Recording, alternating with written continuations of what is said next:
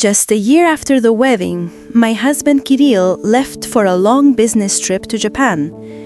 We live in a small, quiet town near Lviv, in an old but sturdy family house, smelling of dry herbs and books. His father, Valentin Petrovich, stayed with us. He looks over 60, but carries himself incredibly well. He is fit, broad-shouldered, and neat. He possessed that rare, almost extinct old-fashioned politeness, where a man always holds the door and addresses you formally. At first, I felt like I was taking an exam, embarrassed. Living with a man, even an elderly one, isn't easy. He turned out to be surprisingly kind, undemanding, and had a great, dry sense of humor. In the morning, I'd put on my favorite light ivory linen dress with small mother-of-pearl buttons on the chest. I'd tie my hair into a low, tight bun and wear soft, silent ballet flats. Valentin Petrovich would always watch me busy myself in the kitchen, brewing coffee or gathering herbs, and smile gratefully, his cognac-colored eyes warming. Sometimes he'd tell me where things were stored. Sometimes he'd just sit quietly with a heating pad on his stomach, observing the movement of my hands. Arina, he called me once while I was washing dishes, feeling the water's warmth on my palms. Will you help me later, like yesterday? I knew what he meant. For the 3rd week, I was helping him with daily injections and sugar level readings. He had type 2 diabetes. The doctor insisted on strict control, morning, after meals, before sleep. In total, these rituals came out to nearly 15 times a day. The procedure became a necessity that replaced ordinary communication for us. At first, he hesitated, embarrassed to ask me, but then we somehow got into a rhythm. Everything happened almost ritually. I'd take out the meter, carefully wipe his large, working finger with alcohol, and press the lancet cap against it. He always closed his eyes, as if concentrating on the pain or on the touch. I did too, as if it were something utterly intimate, more than just care. That day, I first noticed he held my hand a little longer, just softly, a little warmer than usual. I didn't know how to interpret it. My heart skipped a beat, but I pretended not to notice. That evening, before bed, he called again. "Arina, I need one more time before dinner, please. You don't mind, do you?" I nodded. He sat in his armchair, and I knelt before him to comfortably take his finger. His hand was warm and dry. I suddenly noticed how intently he was looking down at me, at my face, at the thin straps of my night chemise, at the curve of my neck. "You're like an angel, Arina. Like a light in this house. I don't know what I'd do without you." I looked away, feeling a flush of heat in my face. "Valentin Petrovich, I'm happy to help, really." He didn't say anything, just sighed, in a very human way, heavily, as if shedding a burden, and yet with relief. I stood up, put the device back in the box. I felt that the air in the room had changed, not just tense, but thick with the unsaid, like before a summer thunderstorm when the leaves on the trees freeze in anticipation. The next day, everything repeated, but with doubled intensity. Now he started calling me by the clock, giving me no respite, even at night. I was tired, but I couldn't refuse an elderly sick man. He praised me more and more often, for my neatness, for my angelic patience, for my gentle hands. I caught myself deliberately choosing a dress with a more interesting but modest neckline, or wearing thin, almost invisible stockings that slightly showed through the robe. It was an internal, silent provocation. One morning, I came out of the shower wrapped in a terry towel and noticed Valentin Petrovich standing at the threshold, as if waiting for something. His gaze avidly slid across my wet neck, across the towel barely holding onto my chest. "Forgive me, Irina. I didn't know you weren't dressed yet." I smiled, trying to look natural. "It's fine. You didn't do it on purpose." But from that day on, I felt that the thin line had crumbled. Something had changed, and I became genuinely uneasy. A week passed since that morning in the towel. He became quieter, more contemplative. Even the sugar readings were marked by an uncharacteristic shyness, as if he feared spoiling the thin thread that connected us. "Irina, maybe no nighttime one today?" he asked cautiously, almost apologetically, his gaze fixed on the floor. "Why?" I wondered. "You need it. I just want you to rest. Are you tired?" I was tired, yes, but at that moment I suddenly felt a pang of offense and disappointment. Did he no longer want me to touch him, or did he sense what I was feeling? This duality was driving me crazy. That day, I deliberately chose a small flower dress with a wide boat neckline. It covered almost everything, but fit snugly, emphasizing my waist. I left my hair down.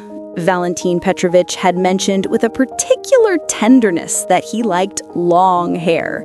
When I brought him the device, he slightly held his gaze on my wrist, where a pulsating vein was visible. "You look very beautiful today, Irina, just like spring in November." "Thank you," I replied too quickly, afraid to betray my agitation. I sat down beside him, as usual, but this time he placed his hand on my waist, softly, warmly, helping to maintain balance, as he said, but his fingers moved imperceptibly. Not intrusive, not rough, but with a tender, restrained persistence. I froze. My heart pounded in my ears. The device beeped. The numbers were normal, but my state was far from normal. That night, I couldn't sleep. My body burned with a strange, forbidden excitement. I recalled his gaze, how his fingers tightened. Was it desire? And whose? The next morning, he was tense. He didn't look me in the eyes. The readings were taken in silence. Only as he left, he quietly said, "Forgive me if I shouldn't have." "No, it's fine, Valentin Petrovich," I interrupted. "Really?" He nodded, but it was clear how agonizingly he was holding himself in check. That same day, unexpectedly, like a sign of fate, a package arrived from my husband, Kirill. Inside was a short note written in his sweeping handwriting. "Arisha, this is for you. You are a goddess to me."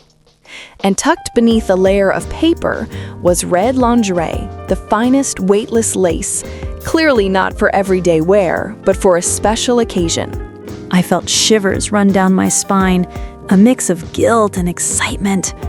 I hid the set in the closet, deep beneath the sweaters, but the thought kept spinning in my mind. If I put it on, Valentin Petrovich would notice. Would he react? I should have immediately stifled that thought. I was married, but the next night, I finally couldn't resist. I quietly put on the lingerie under my robe, for myself, as I explained it, as a kind of experiment, to feel desired, just to remind myself that I was a woman. I wanted the secret to burn on my skin. When he called for the evening reading, I walked slowly, deliberately, though trying not to show it.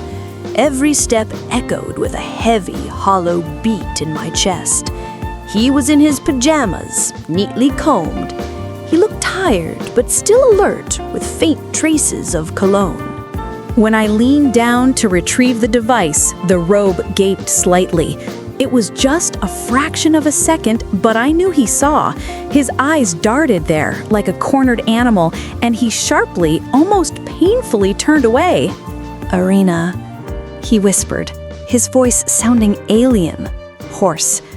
"If I ask you to leave right now, will you go?" He wasn't looking at me. His gaze was fixed on his knees. "No," I whispered back, and it sounded like a challenge. "I'll stay if you don't mind." He was silent for a long time, so long that I could feel my pulse rising. Then he slowly reached out his hand, touching my shoulder, but no lower. I dare not. I have no right, but I am not blind. His palm on my shoulder was heavy, yet comforting. I covered his palm with mine. We did nothing reprehensible, no touching, no words, only a gaze filled with agony and desire, only hand upon hand, only synchronized breathing. We breathed as one. But from that evening on, a silent pact was sealed. The air in our house changed, soaked in an unspoken but acknowledged feeling. After that night, everything changed. Although externally we tried to maintain the old routine, readings, meals, conversations, everything went according to plan, but a tangible, silent tension settled between us. I started catching his gaze more often, not with lust, no, but rather with a kind of humble admiration, as if he were grateful just for my presence, like a gift. He became especially polite, almost prim, and this only intensified the feeling of something secret and forbidden. Now, when I approached with the device, he would smooth his shirt, adjust his collar, as if preparing for a clandestine meeting. One time, on the eve of an autumn rain, the lights went out in the house. Silence descended upon us instantly. "Looks like the fuse box again," he muttered, getting up from his armchair. "I'll go with you. I have a small flashlight." We went down to the basement. It smelled of cold earth, dampness, and old wood. He held the flashlight, I held the toolbox. The space was narrow. We were standing too close. As he started opening the fuse box, I slipped on the wet tile and, to keep from falling, instinctively grabbed his shoulder. We froze. His palm landed on my waist, holding firmly. He held the flashlight with his other hand, and the beam of light fell directly onto my hips. I was wearing a light, finely knit house dress, and suddenly felt how tightly the fabric hugged me. "Sorry," I exhaled. He didn't answer, only pulled me slightly closer, as if by inertia. My back firmly touched his chest. It was only for a second, but in that second, everything was present. Loneliness, the broken prohibition, a scorching warmth. When the light came back on, he sharply stepped back and whispered, "We need to be careful, Irina. We mustn't. It's wrong." I didn't answer. I had nothing to say but yes. Later, back in the room, I noticed his robe was left on the hanger. I wanted to press myself against it, against the fabric, against his scent. Pungent tobacco, fresh mint, and clean men's shower gel. I ran my fingers over the lining. It was soft. Suddenly, a strange, uncontrollable excitement overwhelmed me. I sat on the bed, hugging the robe, closing my eyes. I felt ashamed, like a schoolgirl. But along with the shame was something else, a fierce desire to be seen, to be needed, if only in his secret dreams. The next morning, he didn't leave his room for a long time. When he finally appeared, perfectly shaven, in a fresh shirt, wearing new cologne, I felt a pang of sharp, jealous joy. "How are you feeling?" I asked. "Better. I just don't know how to look at you now." "And why look if you can feel?" I blurted out, frightened by my own words. He stepped closer, stopping one pace away. We were silent. "Irina," he began, "I will never touch you. I won't cross the line, even if I dream about it every night." I nodded, and I understood. He had already touched me, deeper than the skin. Soon, autumn arrived. Real, damp, The leaves in the yard began to lay down golden ribbons on the path, and every day I went out with a broom to sweep them up. Valentin Petrovich now came out with me. He just stood in the doorway, watched, sometimes took the old wooden broom and helped. His presence was my anchor. On one of those evenings, he suddenly handed me a coat. "You'll catch a cold," he said, tying the belt around me. His hands lingered on my waist longer than necessary, feeling the warmth beneath the fabric. And when he stepped back, his gaze was not just warm, it was intolerably hungry. I turned away and went into the house, but inside, everything was tightening. I was frightened by how intensely I reacted to his silence. A couple of days later, an incident occurred that completely threw me off. I caught him in the room without a shirt. He was changing the dressing from a shot. When I entered, he didn't manage to cover himself. I froze. His torso was tanned, firm. The muscles in his arms were well defined. There was no old age in him. He had the body of a man who takes care of himself. And I, a woman in the prime of my life, couldn't help but notice it. He reached for his shirt, but I suddenly moved closer. "Show me where to put the injection?" I asked, my voice trembling. "Irina." He wanted to say something, but I was already leaning in to swab the skin. His skin was hot. I barely touched him, moving almost as if in a dream. Neither of us was barely breathing. "It's done," I whispered. He turned around. I remained in a half bow, and our faces were close. Too close. "If you don't leave now," he began, his eyes dark with suppressed emotion. I didn't leave. He didn't touch me, but his breath grazed my cheek like an autumnal electric wind. We both knew that in this moment, we had crossed the line beyond which nothing could be explained by care or accident. It was a conscious choice. Later, when I returned to my room, I took off my robe, remained in my underwear, and lay on the bed. I held his old shirt, the one he had left on the armchair. It smelled of him, tobacco, mint, strength. It was a moment of weakness. I allowed myself this because I could no longer resist. Internally, I wanted to feel his scent, wanted to think that he had been here, nearby, on this pillow, on this blanket. The next morning, he didn't mention it, not a word. But his gaze was different, like that of a man who had understood something about himself and the woman next to him. He had accepted this knowledge.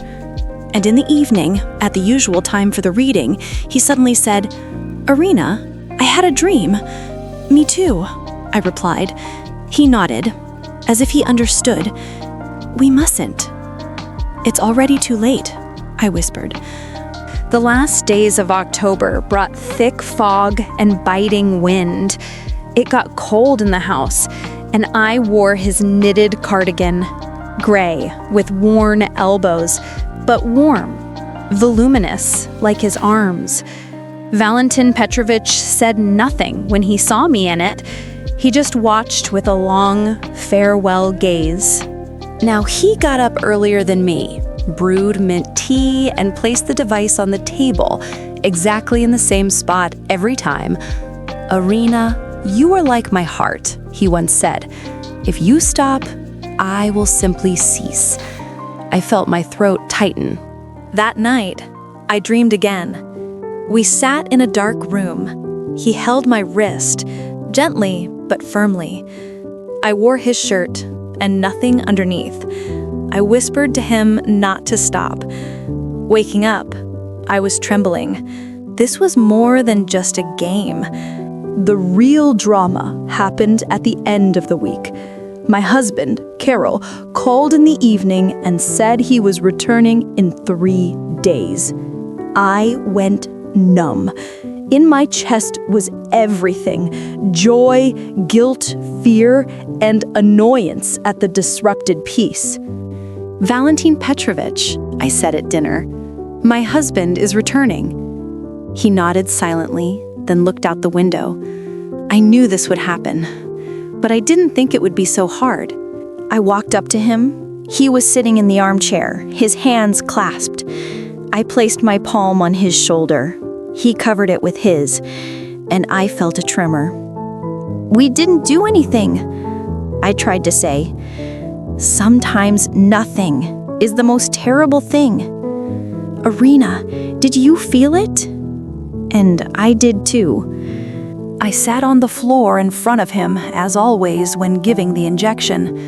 Only this time, the device remained on the table. We just sat in silence. He stroked my hair, slowly, bidding farewell with every touch. "You are the light I never had. You are the warmth I haven't felt in a long time." He leaned down, his lips almost touching my forehead. Almost, but he didn't do it. He didn't dare. Even in the finale, he preserved his honor. The next morning, I got up and he was gone. I found his room empty. A sheet of paper lay on the bed. The letter was short, but it held a lifetime. Irina, I left for the sanatorium I mentioned. I want you to welcome your husband peacefully. May your soul be pure, and may you have everything. I am leaving not because you rejected me, but because I do not recognize myself, and I am afraid. Thank you for the warmth. If you ever open the door and I am standing there, just know I haven't forgotten. VP. I read the letter, and tears dripped onto the table. He was gone, and in that moment, I realized I am no longer the woman I was a year ago. I am a different woman who had something almost forbidden, almost fairy tale-like, but so real and alive. 3 days passed. My husband arrived. I met him wearing the same gray cardigan. He hugged me, inhaled the scent of my hair, and whispered, "You smell different, Arisha, like you've been truly living." I pressed against him, closing my eyes. I walked out onto the balcony, far across the street. At the bus stop, he was standing, Valentin Petrovich, with a bag. He looked up directly at me, didn't smile, just slowly nodded once and walked away. That was our definitive ending.